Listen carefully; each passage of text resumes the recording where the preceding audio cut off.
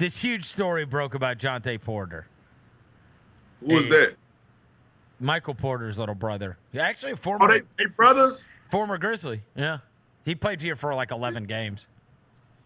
He was on a two-way one year. Yeah, nobody knew him though. It was when he was injured. He was injured, and I think it was bubble season 2, so there wasn't a full Played 11 G-League games. year. Nobody was in the Anyway, crowd. Yeah. He got caught up in this gambling thing. So have you Allegedly, seen? right? Allegedly, right? Allegedly.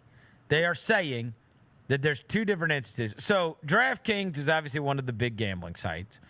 And what they do is they send out to their gamblers the following morning after, the games the night before. They'll say the most profitable bets the night before were. And two different times, Jontay Porter unders on his props were the most profitable bets of the night. This obviously, throws up the biggest red flag possible.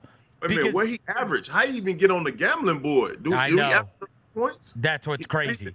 That's what's crazy, right? Normally you would put like the stars on it, like you would put like the John, the Jackson, the Dwayne. Right. You can bet on everybody. I mean, like you can bet on everybody, right? If you want to bet Santi Aldama will have over 11.5 points, you can. Right. Like, so he was playing for the Raptors at the time. They're down guys. And so his number's on the board. And so I guess the allegation would be that all of these people are betting on Jontay Porter for a reason. Because who the hell is sitting around betting on Jontay Porter? Like, nobody. So you got to be smarter than this. Except, obviously, word gets around that Jontay Porter under is the safest bet of the night. Because, of course, Jontay Porter controls that. He can control whether or not, like if it's under, one of them was under 1/2 3-pointers, right? So if he hits 1 3-pointer, you win the bet. If he hits 0 3-pointers, if he hits 0 3-pointers, you win the bet. If he hits 1 3-pointer, you lose the bet. So the theory would be a player could just say, hey, I won't even shoot a 3. Well, shoot it with your left hand. Plus the other thing is, and then on the other stats, both games, he bowed out with an injury. One, he said, my eye hurts. And another one, he said, my stomach hurts. And so he just went out of the game.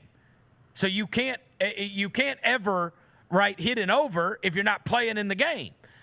Now, let's just say, obviously they're looking into this. All this is alleged.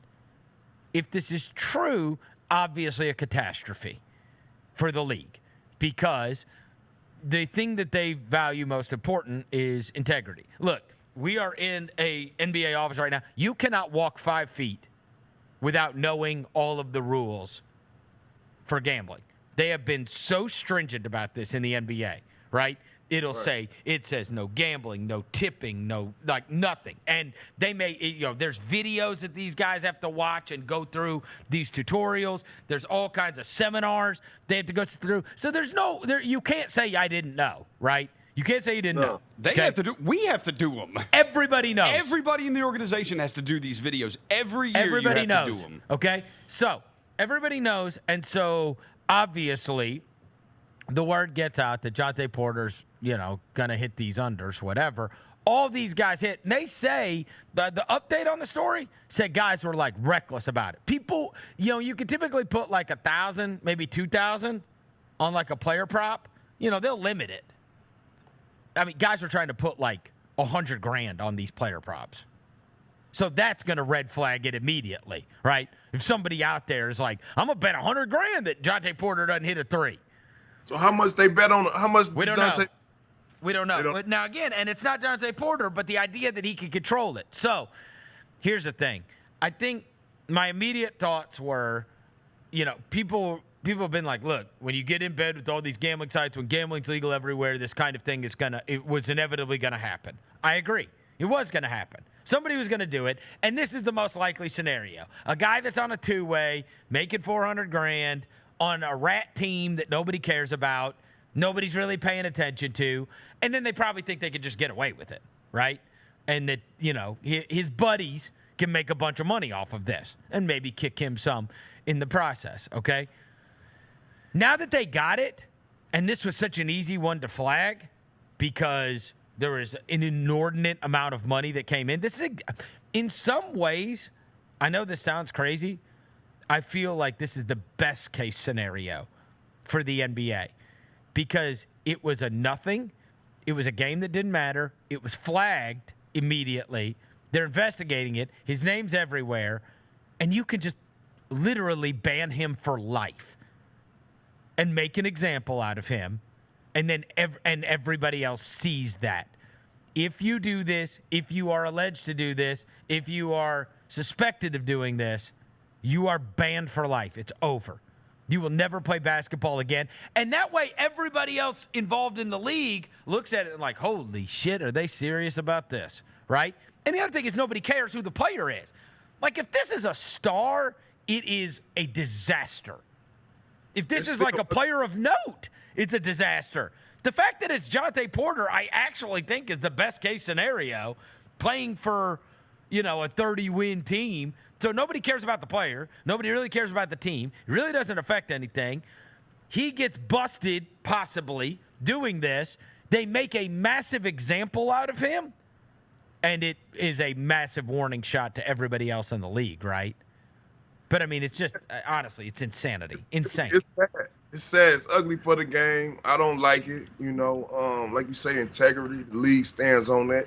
For the most part, we don't know his situation. We don't know how tied in he is with the bookies. Ain't no telling. He might have threats on his life. He probably had to do it. Ain't no telling. Once this come out, we all know.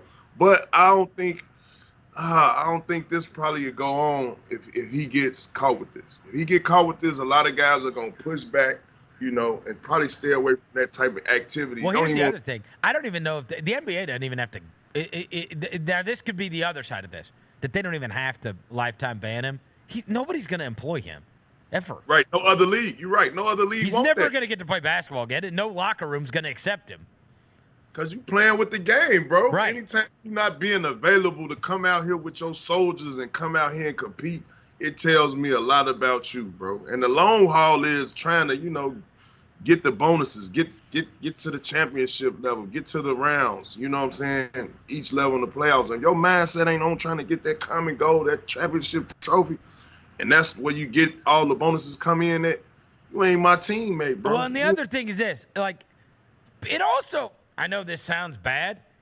It'd be different if he was telling everybody to bet overs, right? Like, if he was like 6.5, he's like, man, I'm getting 7 points tonight. Like, get it. Betting the under is actively hurting your team.